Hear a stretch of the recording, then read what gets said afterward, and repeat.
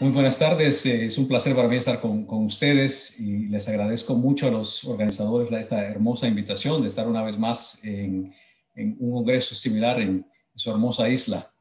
Es para mí un placer presentar este tópico, un tópico muy a la vanguardia, ¿no? El abordaje de lo que es el síndrome Down de una manera multidisciplinaria. Es un tópico que se está dando muy de lleno a nivel internacional a través de diferentes redes públicas y redes de miembros de muchas organizaciones. Así que estamos aquí al placer y tenemos no conflictos de interés en este momento sobre el tópico que se va a dar. Sin embargo, pues obviamente tenemos, nuestro deseo es de que podamos compartir con ustedes una visión multidisciplinaria para un tópico tan importante como lo es esto. A la misma vez, reconocemos, hemos tenido la oportunidad de viajar a través de Latinoamérica por motivo de nuestro hospital específico y hemos estado con muchas conferencias, muchas sociedades en diferentes puntos en Latinoamérica y reconocemos que cualquier síndrome que se esté abordando de una manera multidisciplinaria, en realidad con el tiempo la data nos está enseñando que es la manera correcta en lo que hacerlo, que han visto mejorías. Sin embargo, reconocemos de que es algo nuevo, es algo un poco moderno pensar de esta manera, porque sí, en realidad lleva mucho más liderazgo, lleva mucha más actividad a través del sistema médico, el poder hacer esto de una manera correcta a largo plazo. Así que, obviamente, vamos a abordar el tema sabiendo de que habrán cosas que podamos hacer en el futuro inmediato y hay cosas que no vamos a poder lograr, tal vez por nuestros medios, hasta algunos años más tarde.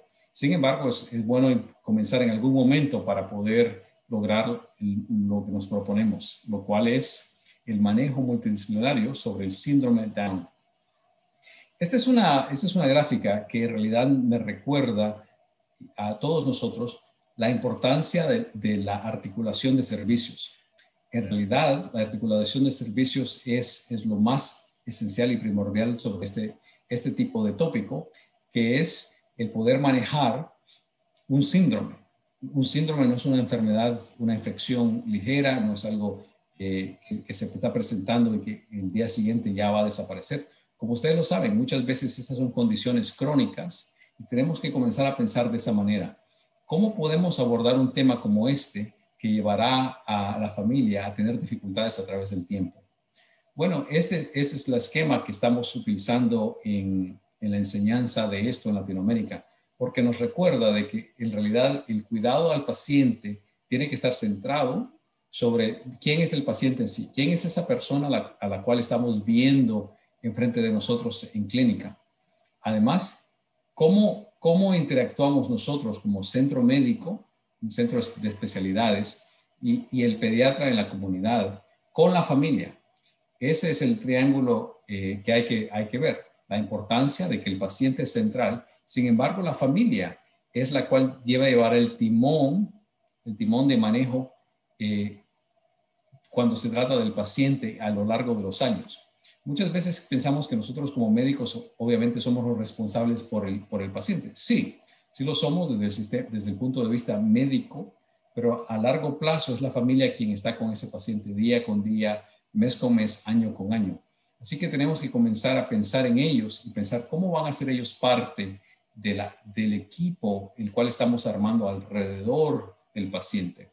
Entonces tenemos la familia, los especialistas y la clínica en sí donde nos encontramos. De esta manera vamos a llegar a lo práctico del abordaje en sí del Down syndrome.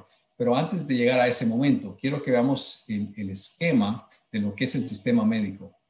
En este sistema, que está muy apegado a lo que se está haciendo con el EAP, la academia nos recuerda de que el cuidado del paciente individual en realidad está bajo el cuidado del sistema en la comunidad. Entonces, por un lado tenemos a la comunidad en sí y también tenemos el sistema médico en el cual nos encontramos nosotros como especialistas o doctores. Entonces, este sistema tiene que interactuar a través de los años con lo que está pasando en la comunidad. Si esto no se apaga, no se une lo uno con el otro, entonces tenemos dificultades, especialmente con el Ministerio de Salud, porque el gasto de este tipo de de síndrome se levanta mucho. Entonces, estamos viendo siempre en nuestro sistema médico cómo podemos dar el mayor valor. ¿Y qué es valor en sí? Bueno, el valor es un buen uso del sistema médico, poder auxiliar a la familia como se debe y a la misma manera manejar el costo del cuidado que se está gastando a lo más bajo posible. Entonces, mucho más servicio a la familia con el menor costo posible. Entonces, tratando de balancear esto es lo que llamamos el valor, ¿no? El valor económico de los servicios que estamos proponiendo y queriendo dar bajo el Ministerio de Salud. Entonces, cuando hablamos de este abordaje multidisciplinario sobre el Down Syndrome, lo que hay que recordar una vez más es que en la comunidad hay mucho por interactuar. Tenemos el sector salud, obviamente, tenemos el sector educacional y las políticas que estos sectores usan a veces son muy restringidos, a veces son muy buenos, a veces no tan buenos. Depende en el país y en el área donde estemos, es la habilidad que tenemos nosotros como médicos de interactuar con el sector salud, el sector educación en la comunidad. A la misma manera, nosotros como médicos y profesionales sabemos que en lo que es el sistema de salud, lo que está dentro del hospital, sea en el sistema hospitalario o el sistema ambulatorio, ahí sabemos de que hay diferentes políticas que a veces tenemos que manejar y llevar al mismo nivel con la comunidad. Eso entonces siempre ha causado a través de los años una dificultad, al menos en los Estados Unidos. ¿Cómo podemos nosotros encontrar una área y un profesional que pueda lidiar con el hueco que se produce a veces en este sistema tan complejo de lo que es la salud? De ahí es donde nace el neurodesarrollo, es el área en el cual sirvo. Pero lo importante de esta gráfica es comprender esto, de que sin un médico que aporte interés o aporte enfoque en esta área, hay un hueco en el sistema médico, porque muchos pacientes usan neurología, usan las terapias, usan el hospital tal vez, pero si no hay una coordinación de servicios, en nuestro caso es el doctor de neurodesarrollo, en el caso en otros países puede ser un pediatra interesado por la familia, el pediatra de cabecera. Si esto no se cubre, entonces hay un hoyo, hay una dificultad donde la familia puede tener dificultades a través de los años. Un ejemplo donde esto se da una y otra vez en nuestro sistema médico es lo que es el síndrome de Down. También es pena bífera, que es otro síndrome muy complejo. Recibe este tipo de atención en nuestro centro médico. Obviamente no vamos a abordar ese caso, este tópico hoy, podríamos hacerlo en otra ocasión.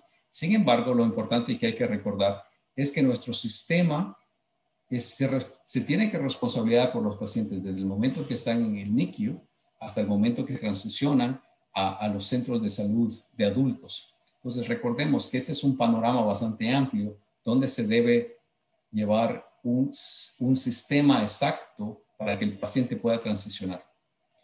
Hablemos un poquito sobre lo que es el Down Syndrome, ¿verdad? Sabemos de que el problema mayor para ellos puede ser en los primeros años el corazón. Y esta dificultad del corazón es lo que ha traído la tasa de sobrevivencia, ha bajado a través de los años y últimamente ha incrementado poco a poco. Entonces, la esperanza de vida en realidad para estos pacientes ha cambiado. Esta es una gráfica que nos recuerda que hay factores sociales que a veces hacen que el paciente no tenga esa esperanza de vida igual a otro paciente de la misma edad o que haya nacido en el mismo año. En nuestros países latinoamericanos, muchas veces las personas que viven en áreas rurales tienen esta dificultad, aunque han nacido en el mismo tiempo que otro paciente que nazca en una área urbana, por el hecho de la distancia y del sistema rural, a veces la esperanza de vida es muy diferente. Entonces, esto es una cosa que hay que recordar. Nosotros entonces tenemos la responsabilidad de buscar cómo poder apelar esta diferencia, menorar esta diferencia en nuestro sistema médico.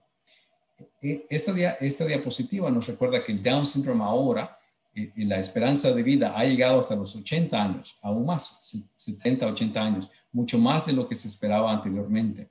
Entonces, si esto técnicamente es algo realista, algo que se puede lograr. Tenemos que buscar maneras de cómo poder dar servicios a ese nivel. Dentro del tópico de lo que estamos hablando, obviamente, vemos que el Down Syndrome está en esa área de discapacidad intelectual, donde se puede ver de que es casi el 12 por mil. Entonces, se ha habido una incrementación a través de los años bastante alto y ese nivel no ha bajado recientemente. Por eso se está viendo que el CDC y otros sistemas médicos están buscando cómo auxiliar al pediatra como usted y como a mí, para que podamos tener información de cómo abordar este tema en nuestra comunidad y en nuestras oficinas.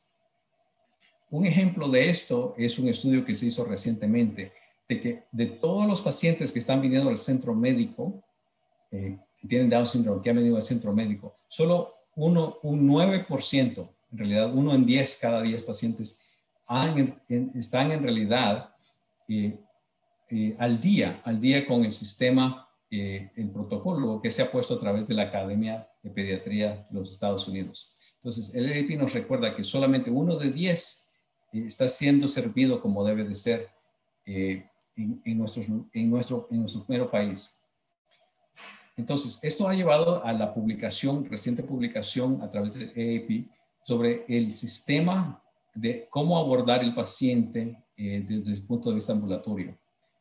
Entonces, ellos nos recuerdan de que hay que recordar desde un principio que el Down Syndrome no es todo igual. Obviamente, una de las preguntas más precisas que las familias siempre tienen es, quieren saber de qué tipo de Down Syndrome es este. Bueno, lo que ellos se refieren en realidad es qué tipo de mutaciones da es. Podemos saber o recordar de que el 95% son las no familiares, ¿no? Que es lo más común. Sin embargo, muchos de los pacientes muchos de los padres confunden el hecho de que en la comunidad a veces hay un patrón mosaico. Este patrón mosaico es nada más uno de 100, 2% de 100. Entonces, aunque es muy bajo, muy raro que sea un patrón mosaico, ellos siempre tienen la esperanza de que ese sea el tipo de patrón que el niño tiene. Si ellos tienen esto malentendido y no entienden la diferencia entre la diferencia del mosaico al que es más común, ellos pueden dejar de acudir al centro médico para la atención a largo plazo. Obviamente eso es una dificultad muy grande. Esto se puede prevenir si durante el embarazo las familias tienen la oportunidad de venir a cuidados específicos en el centro médico y pueden recibir información por parte del sistema médico desde el comienzo. Y a partir del nacimiento, la articulación de servicios está presente para que ellos puedan recibir el cuidado más esencial aún antes de salir del hospital después de nacer. Aquí quiero que pautemos un momento y pensemos en el tipo de pregunta que los padres tienen. Ellos tienen la dificultad muchas veces de confundir lo que es más conocido del Down Syndrome con lo que es en realidad más posible que ellos tengan. La prevalencia es muy diferente entre la leucemia, por ejemplo, a problemas de los ojos.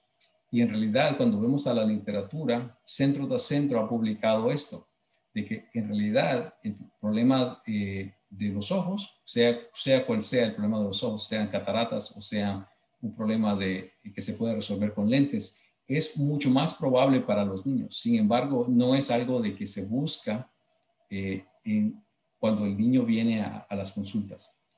En segundo lugar, obviamente tenemos los problemas relacionados al corazón.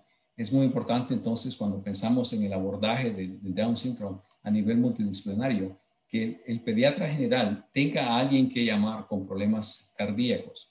Entonces es importante que la familia también sepa quién va a ser el cardiólogo del paciente o a dónde se verá dónde se cuidará de ese problema en la vida de este niño. En tercer lugar, entonces comenzamos a ver que problemas del intestino son bastante presentes en nuestra población y es necesario mantener a alguien a donde poder acudir sobre esto al respecto. De igual manera, algo que se ha olvidado mucho en Latinoamérica a través de los años, hemos visto cuando se han hecho, se ha compartido esta información, es problemas referente al sueño. Vemos que hasta 50-75% de los niños tienen problema con el sueño.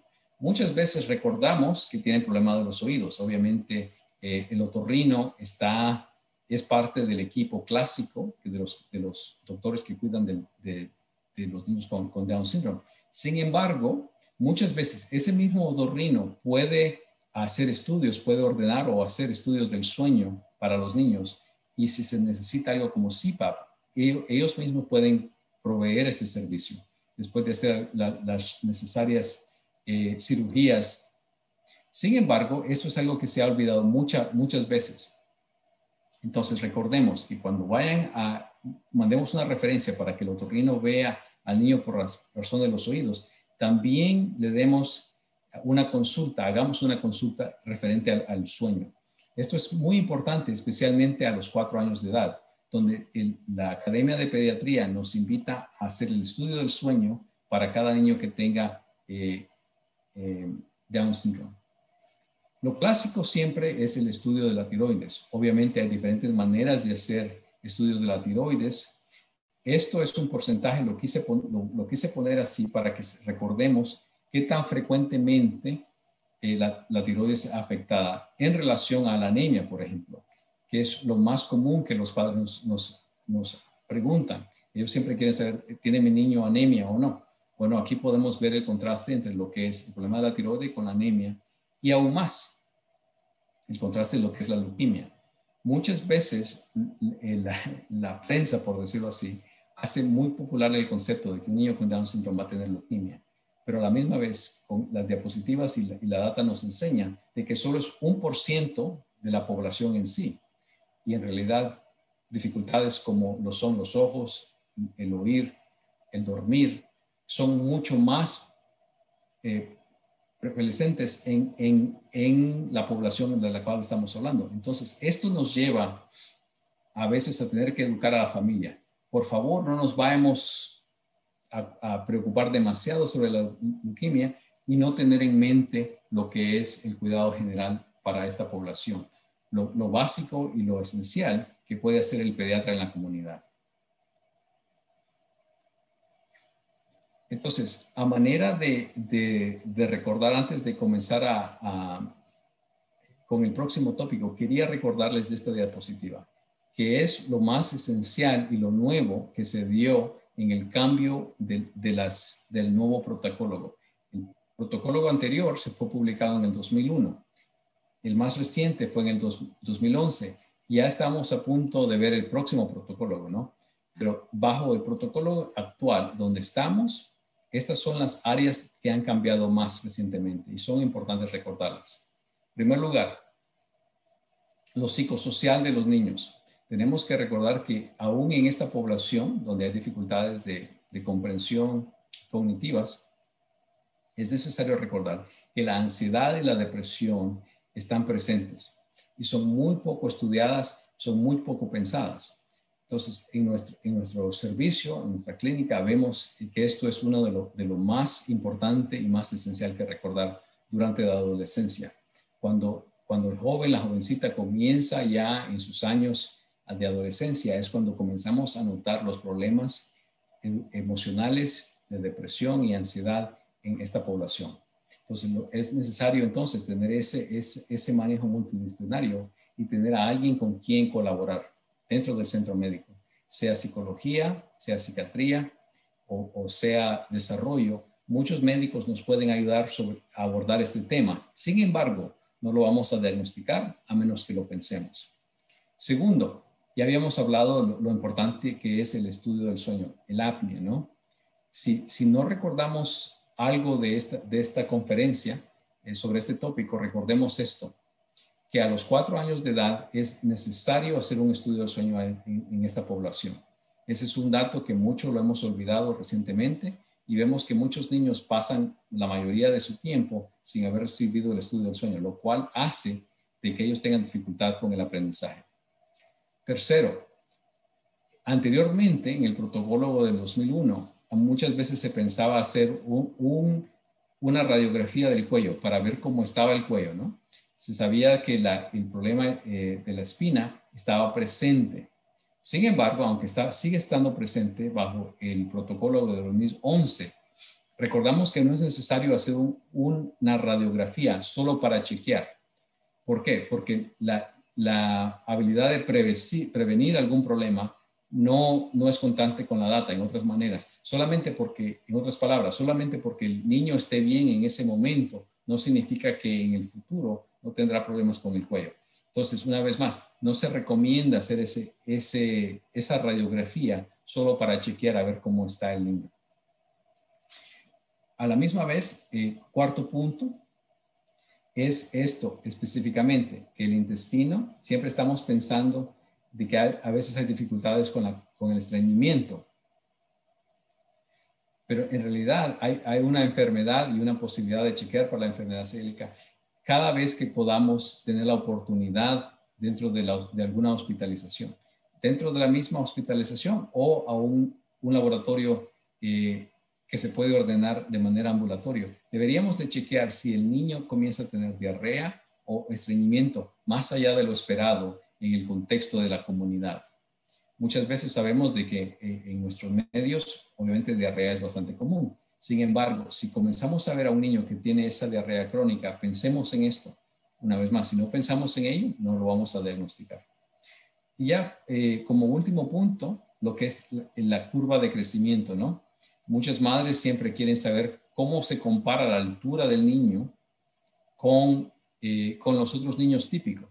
Bueno, sabemos de que ellos van a ser más bajos que los niños típicos. Sin embargo, démonos cuenta de que ya se está buscando cómo publicar una data actualizada con el tamaño de los niños de hoy, porque la data que teníamos anteriormente ya no es correcta. Obviamente hemos tenido cambios en nuestra sociedad que hacen que los niños han cambiado de estatura y tanto de peso. Entonces, el nuevo protocolo nos recuerda que podemos buscar cómo usar la nueva data que se va a publicar y no las curvas anteriores que se habían publicado anteriormente. Entonces, de esta manera, quiero que comencemos a concluir esta presentación recordándoles una vez más que esta gráfica que tienen enfrente de ustedes da específicamente la referencia a uno de los últimos documentos que ha publicado la academia, donde usted puede encontrar en la última página es este bosquejo, que es por edad, o ahí mismo podemos ver la edad, por edad, que se indica que se haga a través del protocolo médico. Esto es lo que necesitamos hacer si vamos a cuidar de nuestros niños de una manera multidisciplinaria. Saber qué es lo que debemos de hacer, cuándo debemos de hacerlo y con qué médico vamos a colaborar para que el niño pueda recibir cuidado multidisciplinario y cuidado a tiempo. Una vez más, solo nosotros que estamos en la comunidad podemos hacer este tipo de cuidado si colaboramos con el centro médico usando el protocolo actualizado. Muchísimas gracias.